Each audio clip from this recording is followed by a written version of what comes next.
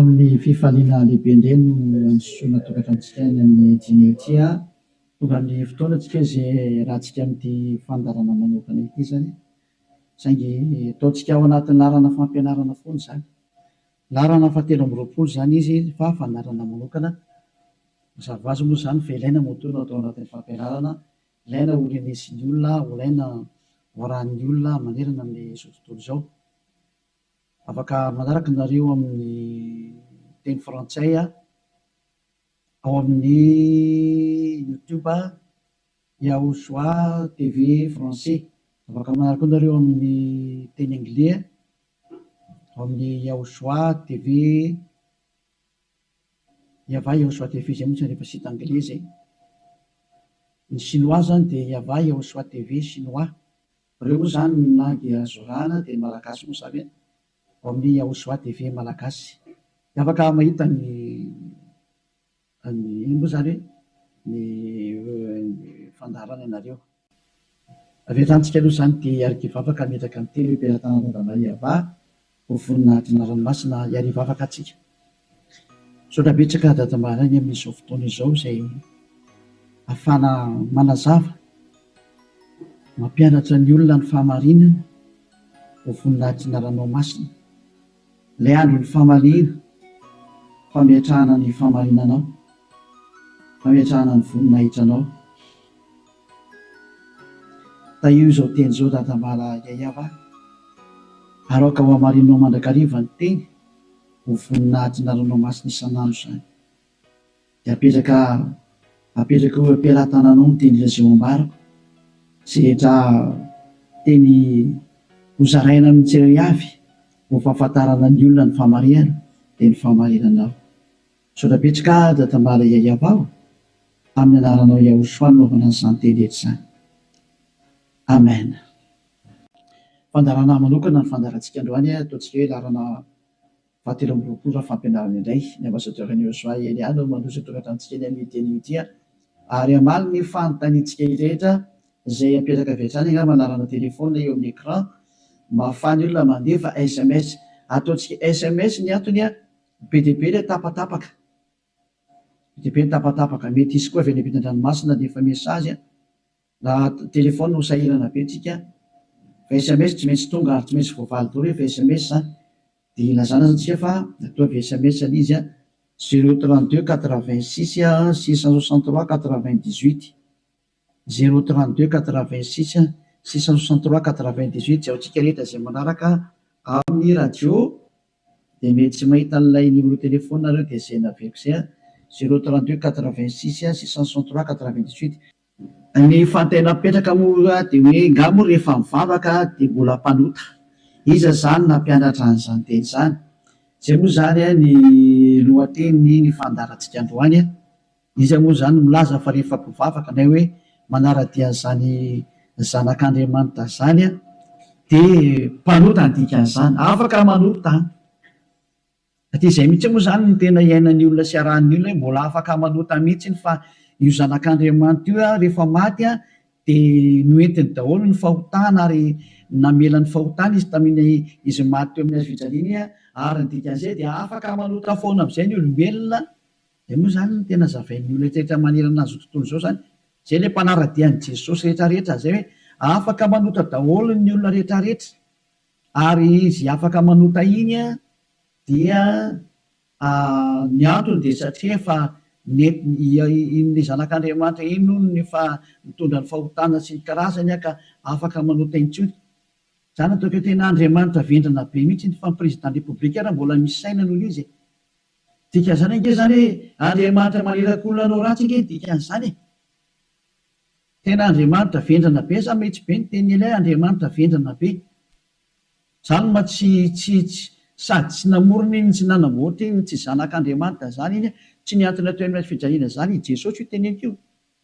Jesosy zany hoe masika be anao tena tonga ny andro andravana zany, andravana zany zany Elia zany, zany efa mahitsy be ny teniko e, andravana zany mihitsy ny raha tsy moramora nanaovan'ny olombelona 2 arivo taona na tsipitsipinyny eny amielo zay ny adalanareo zay mbola teo atsipiny amielo any efa tsy tonga saina dia anareo ny anareo fa anjarako ny mampianatra sy miteny hoe aza miditra amin'izany tsony rehefa ampy zay 2 arivo taona zay efa be loatra zay natsipin'ireny tany amielo zay dia tsy teny hoe tara kosa tara loatra natongavanao tsisy tara zany normal beana ny fahatongavan'ny Elia zao mety be mihitsy ny tena izy zay mihitsy ny tena izy zay satria maninona miteny an'izany ny filoham-pirenena raha mbola mba manome polisy zandarma hiambina ny olona tsy hanao ratsy ary raha manao ratsy ilay olona tena gadrainy any am-ponja mihitsy nasiny ny tribonaly anaovana ny fitsarana ary mandefa olona any am-ponja ny mpanao ratsy dikan'izany tena mbola mandinika ny olombelona ny olona Andriamanitra tomponareo ary Andriamanitra tena manakotana fiarahamonina ny Andriamanitra nareo satria manirakolona anao ratsy hoe tsy manina fa mahazo manao ratsy ianao fa beba fotsiny rehefa tonga sabotsy lady avy areny indray rehefa avy eo dia beba sabotsy lady mazava be ny teny Elia hoe ny filoham-pirenena raha mbola misy saina ary ny prime ministre malagasy raha mbola misy saina raha malagasy no resahana dia ny prime ministre nareo ny tanàna izay misy nareo any raha ny Amerika zany dia ny filoham-pirenenareo mbola misy saina no le jizasy nareo na any amin'ny Frantsa dia ny filoham-pirenenareo mbola misy saina no Jésus nareo satria ireny ana mbola mitady ny hevitra ny tsy hampanotanario sazinareo raha vao manao ratsy mbola misy saina noho ny Andriamanitra nonge ho any filoham-pirenena dikan'izao mbola misy fahendrena ny filoham-pirenena sy ny prime ministre sy ministra noho ny Andriamanitra tomponareo adalanareo zay hanompo an'izany zavatra zany mba tonga saina mialohan'ny mesazinareo moa zany dia ny anana nefako alolo hoe zatra tena mahavariana nge zany sady zany hoe ahoana tokoa hoe ianao ve dia Andriamanitra ho no arahanao amin'ny mampamorona anazy zany any ianao zany ny dikan'izay raha mpamorona izy mpamorona eo Andriamanitra io dia zany any ianao zany ka raha mpamorona zany le Andriamanitra maninona moa izy mamela ny zanany andehanao ratsy raha Andriamanitra zany na ny ankohonany hanao ratsy fa ny tena Andriamanitra dia zao tsy manaiky ny ankohonany hanao ratsy novi tahaka ny ray aman-dreny mananjanaka dia tsy indray aman-dreny mihitsy aniraka ny zanany hoe andana manao ratsy fa mifona fotsiny aminay ialahy rehefa avy eo ohatran' izany angely sary dana mangalatra ialahy dia rehefa azo lahy daholo zatra rehetra dia veny aty amin'izay mifona efa nazo lolahy zay dia avelako rehefa avy eo indray dia miverina indray rehefa rapitso indray jangatsanga indray anao rapitso dia mifona fotsiny indray rehefa avy eo ohatran'izany ange ty sary ty tsy mba Andriamanitra zany aminahy fa devolo manao an'izany hevitra zany tsy mba misy Andriamanitra ny teny an'izany zao ny tenin'ilay Andriamanitra marina fa zany no fampidirana ataony ary teny entina tonga sainanareo hoe tsy izy mihitsy ny ty Andriamanitra ny tomponareo hatramin'izay ty fa mpiara-miasa amin'ny devoly zay moa le fampianarana tary amin'ny numéro 18 sy 19 zay mpiara-miasa amin'ny devoly io ny antony dia zao ilay tena Andriamanitra dia namoaka an'izao fanambarana zao aza manota intsony zay ny tena baiko n'ilay Andriamanitra tena marina hoe aza manota intsony ka raha izay Andriamanitra tena marina zay ny namoaka an'izay baiko zay aza manota intsony zay ahoana moa zany ianao no lasa mbola misy miteny hoe mahazo manota kambo fa netin'ilay zanak'Andriamanitra ny fahotanao dia afaka manota anao fa mibebaka fotsiny rehefa avy eo tena zany rehefa tehan'ny feon-demony ny teny izy ohatsy rehefa tsika ny histoiran'ilay vehivavy janga ilay vehivavy janga any dia zao rehefa nijangatsanga izy dia tratran'ny olona dia nomelohan'ny olona ary nandeha hovolora rehefa nentina teo amin'ny Jehosoa dia hoy Jehosoa hoe zay tsy nanota taminareo naoka hitorabato azy voalohany zany ny tenin'ilay zanak'Andriamanitra tena marina zay kanjo moa zany hiala daholo ny olona tsisy afaka nitorabato satria samy mpanota daholo dia izy amin'izay Jehosoa mantsy an'ilay olona hoe raha vehivavy eo nakaiza daholo ilay olona naiky hamonanao teo dia tsisy eo tsony tompoko tsy nisy nanameloka anao va dia tsisy ozy izy dia hoy Jehosoa hoe za koa tsy manameloko anao tsony teo zany le fanadiovana teo za tsy manameloko anao tsony zany hoe nodiovina ilay vehivavy nomboka teo hoe za tsy hitondra fanamelona anao tsony fa izao kosa manomboka eto aza manota intsony ianao izany hoe Izay olona ny fanena tamin'ilay zanak'Andriamanitra tena marina dia nahazo an'izay teny izay ataony hoe manomboka eto aza manao tentsony. Izay ny tena ny fanena tamin'ilay zanak'Andriamanitra marina. Matoa zany nareo mbola manota mandrak'androany tsy ilay zanak'Andriamanitra tena marina ny fanena taminareo fa devoly ny fanena taminareo. Alay tomponareo tena devoly akitsira fotsiny zao. Leo fakitsika izay tantara izay. Izay ihany dia fampiandinianareo ny zavatra rehetrarehetra zany izay. Izay ihany dia ampiandinianareo ny zavatra rehetrarehetra izay. Aloha jerevantsika mba ampidirina kely angamba ty teknisianina. Jaona 9 andiny fa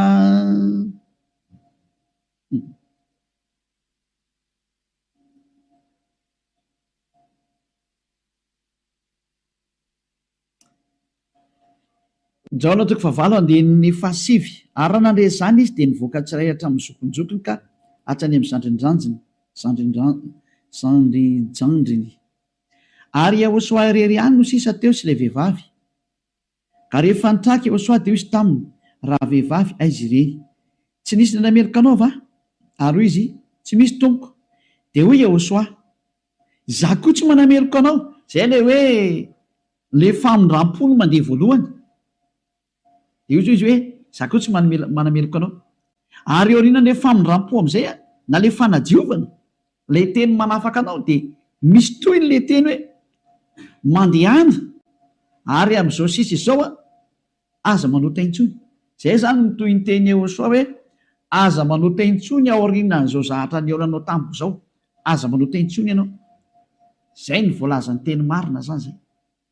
Zay le hoe tsy maintsy mandeha le famindram-pony Ahosoa le fanadiovany aorianan'izay aza manota intsony. Aneny Jesosy koa zany manontany foana fa rehefa avy eo mifona indray dia manontany ihany dia mifona.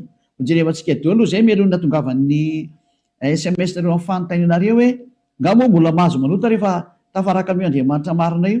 Valiteny ny devoly miteny hoe mahazo manota fa le Andriamanitra marina miteny hoe tsy mahazo manota intsony. Dia dinio izay miaraka aminao zany manao iza ilay miaraka aminao. Eny izy zay. Antsika aloha hitodika indray tsika any amin'ny teny manaraka indray. Indray tsika aloha hijery indray tsika aloha Jaona 5:5. Jaona 5:14. Rehefa afaka izany dia hitany Ahosoa teo an-kianjan'ny tempoly raha lehilahy. Dia hoy izy taminy ino efa sitrany ianao aza manota intsony fa andraho anjoanao izay ratsy nohony teo. Teny faharoa navoaka ilay tena zanak'Andriamanitra tena marina izay hoe mba tsy anjoanao ny ratsy nohony teo dia aza manota intsony ianao. Zany hoe izay olona ny fanena tamin'io Andriamanitra marina io zany ilay zanaky ny avo indrindra ilay tena izy dia ny tenenany hoe aza manota intsony fa andraho anjoanao ny ratsy nohony teo. Aza manota intsony fa andraho anjoanao ny ratsy nohony teo. Izao ny voalazana soratra masina ato hoe aza manota intsony fa andraho anjoanao izay ratsy nohony teo. Izany hoe mazava be zany ny tenin'ilay zanak'Andriamanitra fa rehefa tafaraka aminy dia tsy mahazo manao ratsy intsony. Zay zany le tena tafaraka amin'io zanak'Andriamanitra io, tsy manao ratsy intsony. Nao tsika aloha sa teny manaraka indray tsika aloha. Roa zany zay no ahitantsika hoe tena tsy mahazo manao ratsy tafaraka amin'io Andriamanitra io zany. Vakentsika indray ny Jaona voalohany, dao ndraiky tsika mbola hijery teny hoe ahoana marina ny teny io zanak'Andriamanitra io hoe mety ve le manota zany. Andao hidirantsika indray amin'ilay Jaona voalohany 1 ato indray tsika fa ity ny fiafenan'izy menakavy ao amin'ny 9 ato daholo Jesosy no miafina. Ty ny fiafenan'i Jesosy ty. Jesosy tena zahatra tena tsy izy mihitsy. Jesosy Jesoa ity ny afenany. Jaona voalohany 1 mihaino daholo zany Jesosy menakavy amin'ity teny ity. Raha hoy isika tsy manana ota isika dia mamita tena ary ny marina tsy ato anatintsika. Zay zany aloha zany ny teny voalohany zay. Hoe raha tsy manana ota ny ontsika dia mamita tena ary ny marina tsy ao anatintsika. Fa raha miaiky ny fahotantsika isika dia matoky sy marina izy ka mamela ny fahotantsika sy manadio antsika ho afaka amin'ny tsy fahamarina rehetrarehetra. Zay dia toy izao ihany raha hoy isika tsy nanota isika dia mampandainga azy ary ny teniny tsy atao anatsika. Dia io faran'io tazomo zareo am'izay hoe raha hoy isika hoe tsy nanota isika dia mampandainga azy ary ny teniny tsy ao anatsika. Tazomin'ny Amerikanina io, Frantsay, ny Anglisy, ny Allemagne, Malagasy, ny Afrikanina rehetra zao tontolo zao dia miara-mitazana io teny io ka miteny hoe tsy maintsy manota hony araka ny tenin'ny apôstôly John. Ary raha ohatra ny sanatrehan'izany apôstôly John tokoa nampianatra an'izany, efa any amin'ny elo John amin'izao tsika miteny zao ary mitonokitoza araka ny teninareo. Raha tena izany tokoa ny tiany tenenina tamin'io. Raha i John no nitarika ny olona hanohitra ny teniny Yehosoa, ilay zanak'Andriamanitra tena marina, ka ny teny zany John zany nanohitra ny teny Yehosoa le hoe aza manota intsony fandrao anjoanao ny ratsy noho teo. Ka i John indray no miteny hoe mahazo manota ka mo fa ratsy mpanota dia mampandainga an'Andriamanitra nareo. Dia miteny aminareo fa efa any amin'ny elo John amin'izao tsika miteny zao. Ary mahitsy be ny teniny ely hafa tsy sangina mihitsy izany teny zany. Any amin'ny elo John na hoe Ioanana. Satria navita nanohitra ny Yehosoa, ka zay manohitra ny Yehosoa na apôstôly na iza na anjely na iza na fanahy masina na fanahy iny, any amin'ny elo zay manohitra ny Yehosoa. Satria ny tenin'ny Yehosoa dia tenin'ny Dada Yahva. Tahaka ny Elia tsy manohitra ny tenin'ny Yehosoa mihitsy. Mazava zany zay teny zay. Ka raha io teny io ny afina fenanareo dia miara-mitsipy any amin'ny elo miaraka amin'ny John nareo satria nanohitra ny tenin'ny Yehosoa. Satria ny tenin'ny Yehosoa dia ny teny mihitsy hoe aza manota intsony. Ka raha ohatra ireo milaza fa i John no nampanota anareo miara-mitsipy amin'ny John any amin'ny elo nareo. Fa tsisy Andriamanitra tia lalan'izay John zany na tia lalanao. Fa i John sy ny olombelona dia mitovy ihany. Ka raha nanohitra ny tenin'ny Yehosoa zany John zany any amin'ny elo izy amin'izao tsika miteny zao. Dia any amin'ny elo tahaka anareo rehetra rehetra. Dahora jerevantsika ilay fandehan'ilay teny azy. Inakena tonga ny John ny teny an'io? Ny olona izay mbola tsy tonga amin'ny Yehosoa, raha izy no miteny hoe tsy manana ota za, dia mamita teny izy ary ny marina tsy ao anatiny. Izay ny dika ilay aty amin'ny 9:9 sy 10 hoe raha hoy isika tsy nanota isika dia mampandainga azy. Satria ny olona rehetra tokoa dia tena mpanota daholo. Ary ny tenin'Andriamanitra dia milaza mihitsy fa ny olona dia mpanota. Samy nanota izy rehetra ka tsy esy manana ny voninahitra avy amin'Andriamanitra. Reny le izy reny. Raha mbola tsy tonga amin'ny Yehosoa ilay olona dia tsy maintsy mpanota izy. Izay ny dikan'io teny io. Izay ny dikany hoe raha misy miteny hoe tsy manana ota dia mpamita tena ary ny marina tsy ao anatiny. Satria ianao raha mbola tsy tonga amin'ny Yehosoa dia tsy maintsy mpanota ianao. Ary zany ny ilazana amin'i Jesosy izay olona miaraka amin'ireny fa olona mpanota ireny satria tsy mbola tonga aty amin'ilay tena izy. Fa ao amin'ilay pisoloky nareo no nandeha. Dia hoy ilay pisoloky masonareo hoe mpanota nareo. Pisoloky io tsy niantona teo amin'ny fijaliana Jehova zatra mpamitaka io. Samy mijery ny marina tsika. Mioka anao teo ny tenin'ilay zanak'Andriamanitra.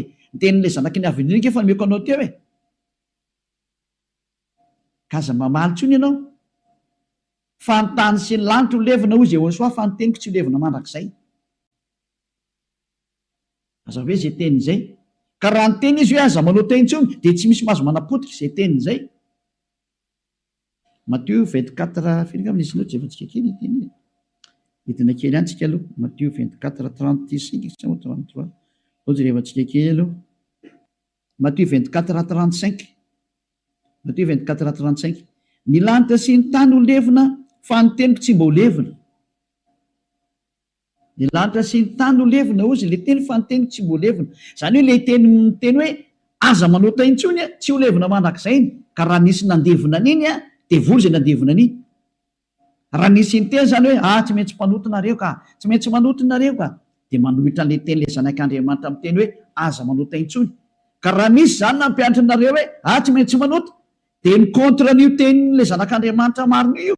Ary rehefa ny kontra ny teniny dia devoly izay nanohitra anazy. Satria ny teniko izy tsy azo levolina.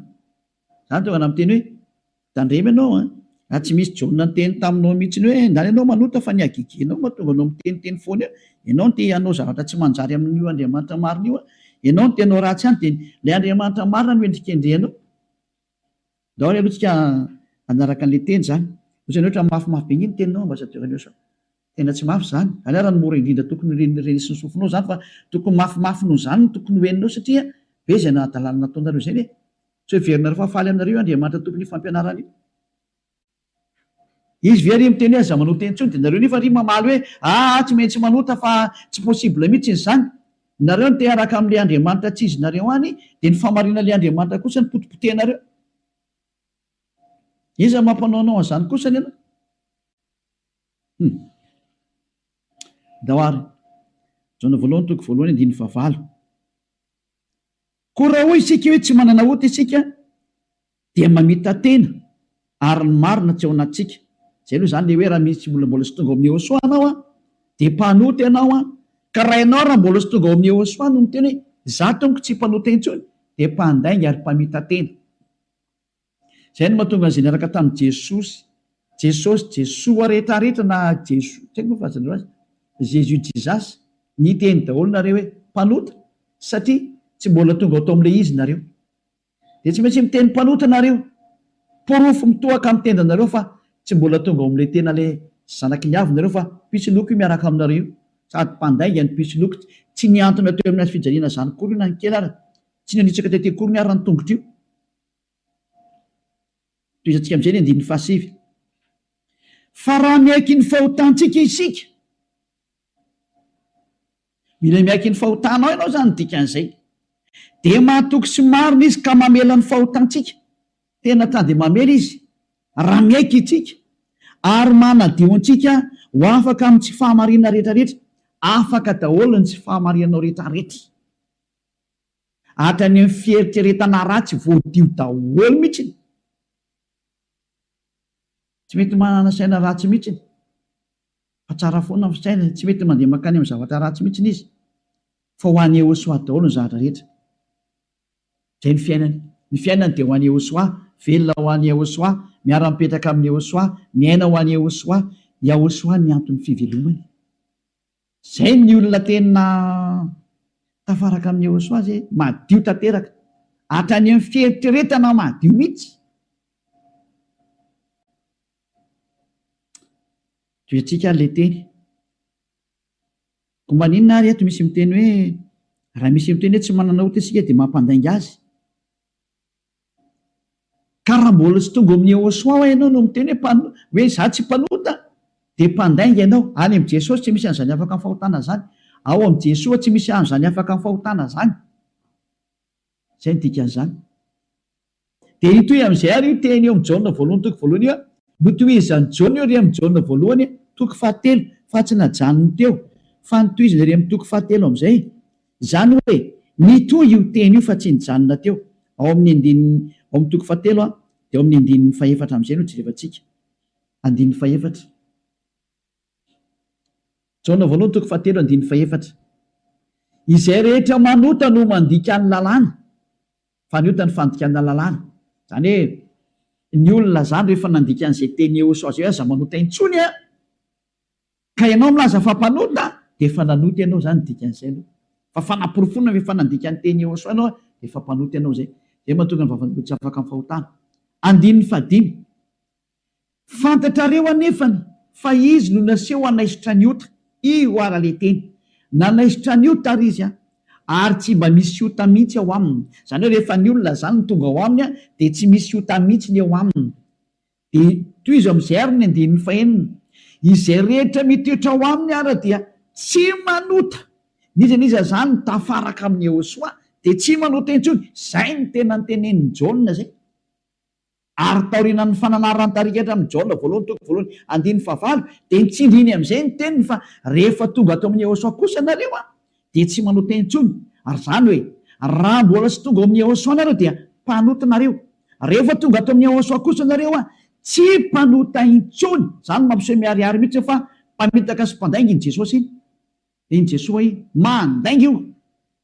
Adalanao zay te hiaraka amin'izany Andriamanitra mampandainga sady mampandainga ny Andriamanitra marina ary misy loko ny asany ary nandefanareo any amin'ny hery. Adalanao raha mbola hiaraka amin'izany ianao safidinao moa inoko. Raha tsy hoe amin'ilay miaramila ny devolotiko ianao dia naiky an'izany famononanao zany fa raha olombelona normal maheno any ery amin'ny teny tonga saina daholo ary tsisy manaiky fitahana tsony adino eko anareo ny fanaporofona io iny eo izy io e toy atsika eo amin'ny andininy fahenina izay rehetra mitoetra ao aminy dia tsy manota nizany zany mitoetra ao amin'io Yehosoa io dia tsy manota intsonina izy fa izay rehetra manota ao izy ao mitenin'ny Jaona amin'izay dia sady tsy nahita anazy ary tsy mahalala anazy tsy netan'io zanak'Andriamanitra maro io nareo midika zany fa i Jesosy dia tsy zanak'Andriamanitra Jesoa dia tsy zanak'Andriamanitra marina tsy izy io pisoloky ary mpamitaka satria nampanota anareo foana hatramin'izay 2 taona nareo mipetraka atao anatin'ny fahotana tsy afaka anareo zany midika an'izay mbola hiteny any venareo fa marina ny lalakaleana toizatsika ihany ny teny Jaona satria Jaona ihany nampanganareo dia aleo Jaona koa ny anamafy ny teniny Jaona voalohany ihany 7:9 daoarany 9:7 hatramy vakitsika aleo 9:7 aloha tenentsika ny tenin'ny apôstôly Jaona izay manota dia avy amin'ny devoly satria ny devoly manota hatramin'ny voalohany io izy io niza zany manota dia avy any amin'ny devoly zay satria efa tonga Yehosoa manala amin'ny fahotana zay manota amin'izay izy Yehosoa amin'izao dia avy any amin'ny devoly izy ianao zany rehefa mpanota dia avy any amin'ny devoly ianao mpitondra fivavahana ianao laza ianao zany fa mpanota ny olona avy any amin'ny devoly ianao Andriamanitra tompony olona ianao laza ianao fa mpanota ny olona ary ampiresinao ny ota ny olona avy any amin'ny devoly ianao zany hoe olona ny rahana devoly akety zany io miaraka aminao io mametrereta mbola sy tonga saina miteny mandeha ihany ianao asakasakanao aloha fa zay le fandarana androany fanavotany ity niendry mahita lozaka mery ny adala mandrosika vo lao ravaketsika indray ny teniny 9:7 ty le nitenenin'ny apôstôly Jaona ihany ovalina le Jaona voalohany toko voalohany 9:9 sy ny 10 hoe ny olona izy Jaona rehefa tonga ato amin'ny Yehosoa tsy mety manota intsony lay tena zanak'Andriamanitra tena marina izay rehetra naterak'Andriamanitra no tsy manota matoanao zany mbola manota dia tsy nateraka io Andriamanitra ianao fa nateraka Jesosy Jesoa dia io anao mpanota io mbola tsy nateraka ilay zanak'Andriamanitra tena izy ianao fa niteraka anao dia le pisoloky no niteraka anao lay mpamitaka no niteraka anao fa le Andriamanitra tena marina tena manizingizina mihitsy netrany amin'ny Jaona apôstôly tsy nivadika tamin'ny teny Yehosoa izy fa nitazomy ny teny Yehosoa hoe izay rehetra nateraka io Andriamanitra io dia tsy manota satria maninona ozy izy satria ny voany mitoetra ao anatiny ka tsy mahay manota izy tena nitsindriana fandroany tsy mahay manota izy fa maninona hoy satria nateraka Andriamanitra izany zany nateraka io Andriamanitra io dia tsy manota intsony fa zay nateraka iny devoly io manota foana ary miteny hoe tsy maintsy manota sy ny karazana devoly ny rainy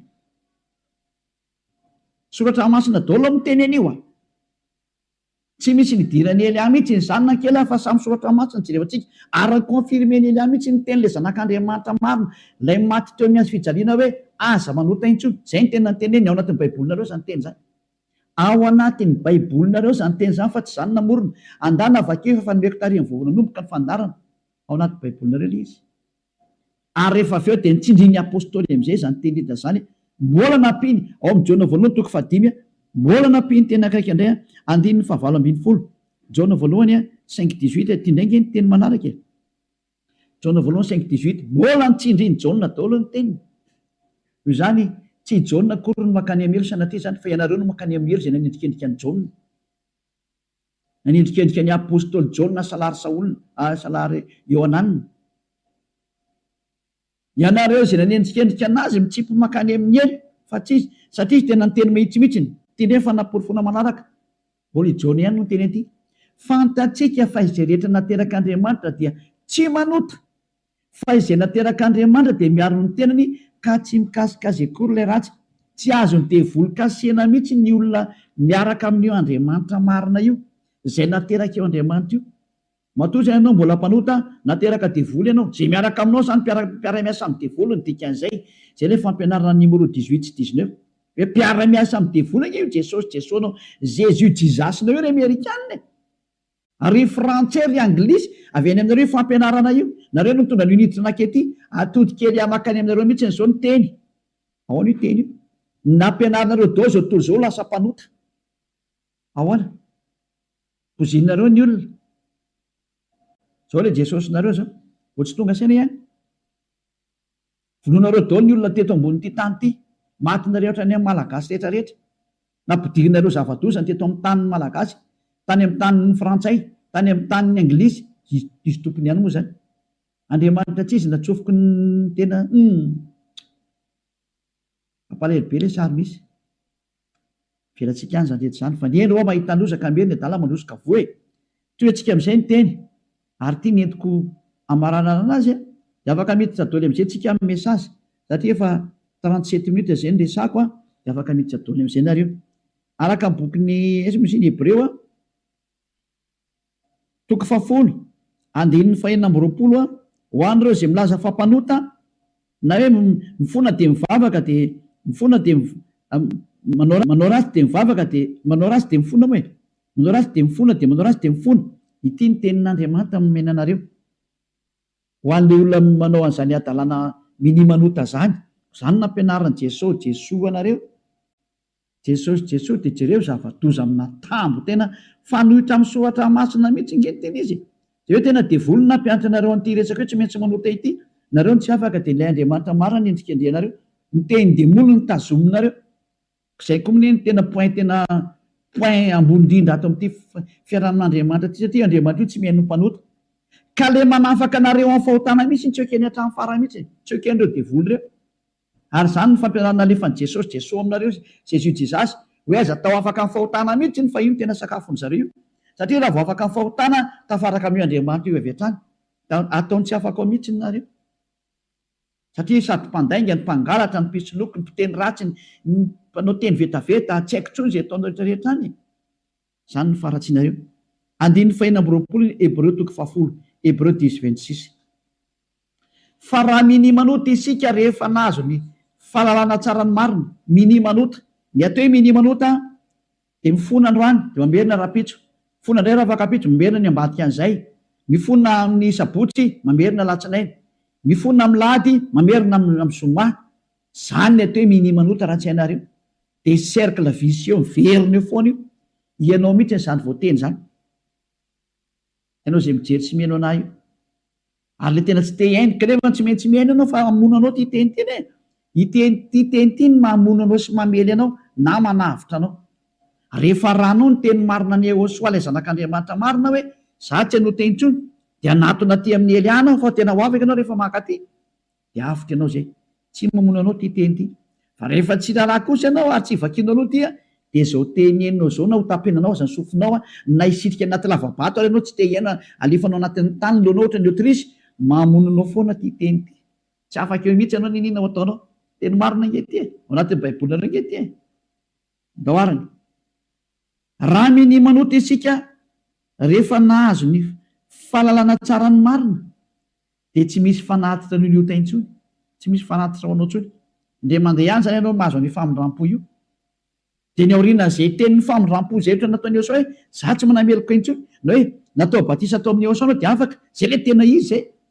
Dia izy amin'izay le zanak'Andriamanitra marina hoe tsy misy fanatitra noho ny ota intsony fa fiandrasana mahatahotra, ao 7:20, amin'ny fitsarana ho tsaraina ianao zany, ary fahatezerana mirehitra izay andaniny fahavalo rehetra kosa. Lasa nivadika fahavalo ianao. Ny olona minimanota sy mpanota zany dia fahavalon'io Andriamanitra marina io, ary miomana ianao amin'ny fandorana anao, ary miomana ny amin'ny fitsarana izay milezana anao. Izay hoe ny aza mba maty ianao e. Ho hitantsika eo ny toyny. Nefa ny teny izao mbola velona izao dia efa mandeha ny fahamaliana. Tsy misy an'izany miala mora izany intsony izao e. Tadidio izany. Andron'ny fahamaliana izao. Efa tapitra treo ny andron'ny fanginana. Andron'ny fahamaliana izao. Izay rehetra nanao an'io Andriamanitra marina sy nanambany sy nanao ratsy amin'io Andriamanitra marina io zany. Nanao tsinitsinina ny teniny sy nanambany ny teniny ela rehetra rehetra. Tsy misy hafamaina izany intsony izao. Nanao tsinitsinina ny teniny sy ny asany rehetra rehetra, aza mamana tena izany hoe miala maina izany. Nanao kasiparana ny teniny. Izy milaza fa afaka amin'ny fahotana izay miaraka aminy. Ianao ry maneritra hoe tsy manino, tsisy an'izany fa ama olombelonao micomprendre anao izy. tena nisy Andriamanitra ny comprendre anao, raha ny comprendre izy tsy nalefa ny safodrano, raha ny comprendre izy tsy nalefa ny dao zao karazana retina zao, raha ny comprendre izy tsy nataony maty ianao, ary raha ny comprendre izy tsy natsipiny amin'ny heliny olona, ary raha ny comprendre izy tokony tsy nandevoziny zanak'Israely fa nandevoziny hatrao mandrak'izao mbola mijaly foana nyverina amin'ny tany izy mbola fahoriana foana. Tsy micomprendre anao zany io Andriamanitra io fa asory anatin'ny atodoanao zany, tsisy Andriamanitra micomprendre anao zany. Ty any ny fantany aza manao taintsony zay ny teneniny dia tazoma rehefa te ho any aminy. Izy koa nge ny tompony lanitra ny lanitra eo ka tsy anao nitsotsotso makany, efa nyteny izy fa masina ny Andriamanitra reo ary zay araka amiko tsy maintsy masina tahaka. Zay ny dika ilay hoe Matthieu 5:48. Matthieu 5:48 aoko tanteraka ianareo. Zay aleo zay ny amaranantsika azy tanteraka. Matthieu dia afaka miditra amin'izinareo amin'ny mesazinareo mba hafany be sy ny maro tafiditra daholo dia maliko anazy. Matthieu 5:48. Koa amin'izany aoko tanteraka ianareo toy ny fahatanteran'irainareo zay any an-danitra.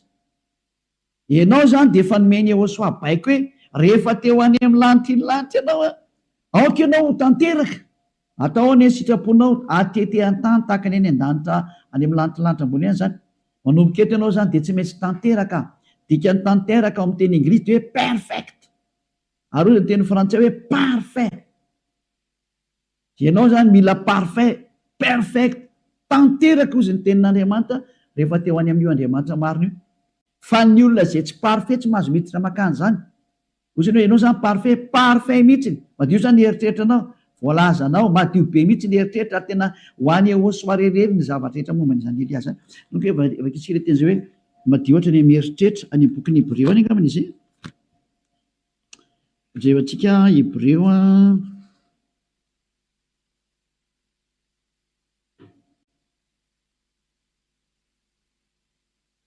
tsy hoe mainka fanirany Yehosoa zay manaty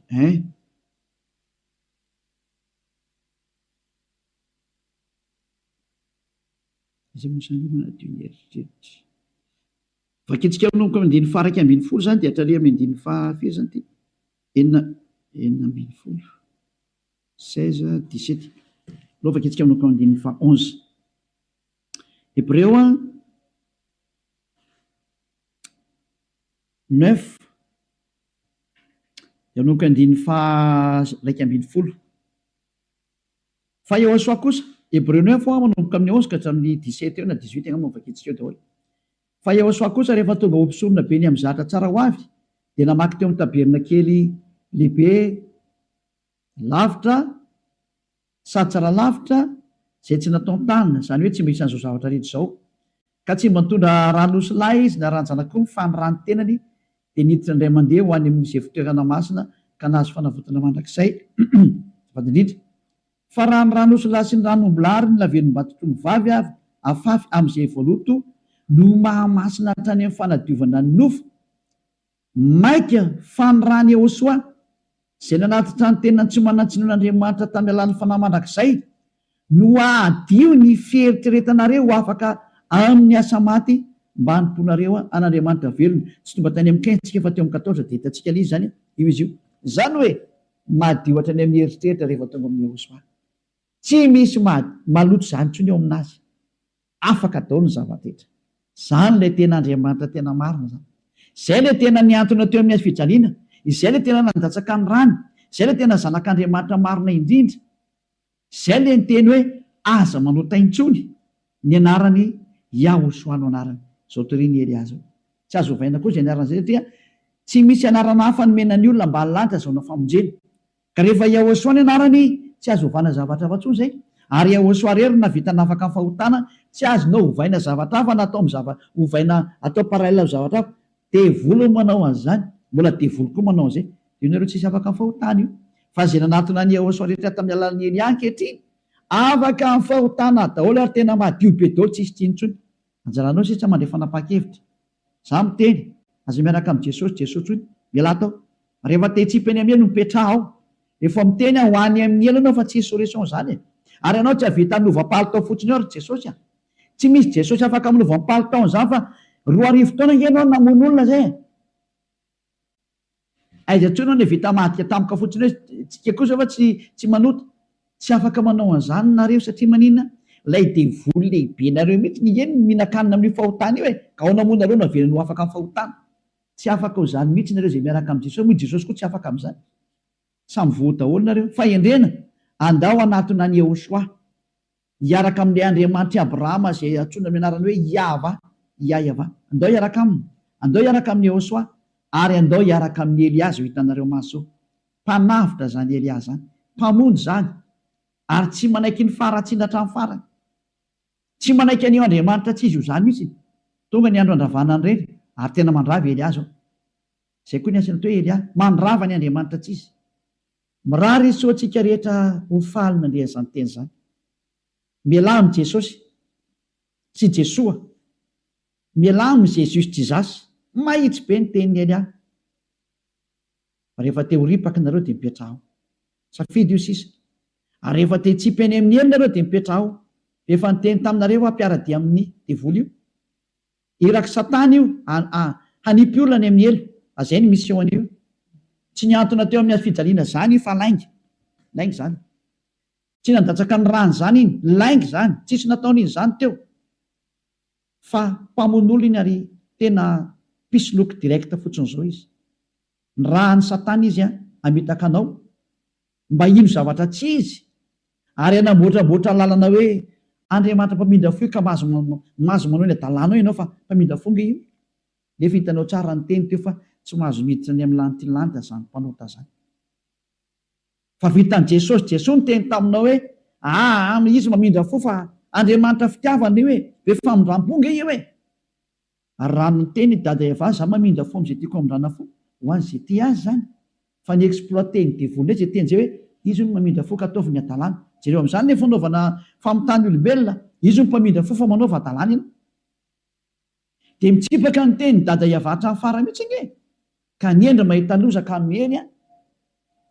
Hitanao zao ny loza ny teneniko anao, mialamy Jesosy, mialamy Jesoa.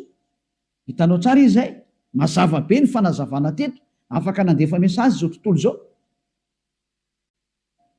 Samy mieritreritra zay tonga saina manapa-hevitra, manaraha ny Elia amin'izay, manatona ny Elia amin'izay. Tonga ny andro hiantsoana farany ana rehetrarehetra. Tena tsy diky mihitsy hoe hiantsoana farany ana rehetrarehetra. Dia mbola mihitsy ny fotoana miazaka zana reo. Tonga ny fanampiten'ny Andriamanitra tsy izy, tonga ny famerenana ny voninahitra ny dadanay Yahva. Tonga ny famerenana ny voninahitra inaran'ny Yehosoa, ilay zokinay malalanay, ilay maty teo amin'ny fijaliana noho ny aminareo olombelona mba hamonjy anareo. Tonga ny famerenana nyzany rehetrarehetra zany ankehitriny. Elia nanao anazy. Zany mahatonga ny Elia miantsoantso anareo hoe dieny mbola tsy mipokany aminao ny atezerany avo indrindra, maiza manapa-kevitra teny zao. Fa tsy maintsy ho tanteraka amin'ity taninareo ty teny ty hoe ho atao miavaka ny manompo an'Andriamanitra marina, Yahva zay dia Yehosoa, sy ny tsy manompo azy. Tsy maintsy ho aseho zay, tsy maintsy hiseho zay. Voninahitra ho an-dadamala Yahva, saotra betsaka azontsika amin'izay teny mena zay, ary ny fandriany Elia dia tonga saina daholo rehetrarehetra hitodika ho any amin'ilay mpamorona anareo, ilay tianareo, Yehosoa no anarany. Ariva afakitsika. Saotra betsaka dadamala Yahva. Taio zany teny zany. Fa tena tena hitondra soso fahasoavana amin'izay rehetra miaina, ary fahatsarana ho an'izay rehetra mandry. Fanavotana ny olona ny anton'izao fampianarana izao, ary fiantsoana ny olona hitodika sy hiverina ho any aminao. Valio antso ny tsirairay avy, valio teny ny tsirairay avy dadamala Yahva. Mamalia vavaka ianao, voninahitra anao mandrakizay. Arovy ny teny izay nomeko satria avy any aminao ry. Arovy ny teny izay rehetra nambarako satria nomenao reny ho hanavotana ny olona hiverenao any aminao. Sokafy hatrany ny varavarana maidirana izay mbola afaka miditra dada malalo Yahva. Vonjeo izay rehetra fatady ho faty, mba ho tonga soa aminao Yehosoa. Voninahitra anao mandrakizay. Amin'ny anaranao Yehosoa anaovana ny vavaka sy ny teny rehetra. Halleluia. Amen. Dia miraso tsira samy teny Yehosoa ho amin'ny fitohizan'ny fiarahantsika manaraka indray. Vedra matomboka.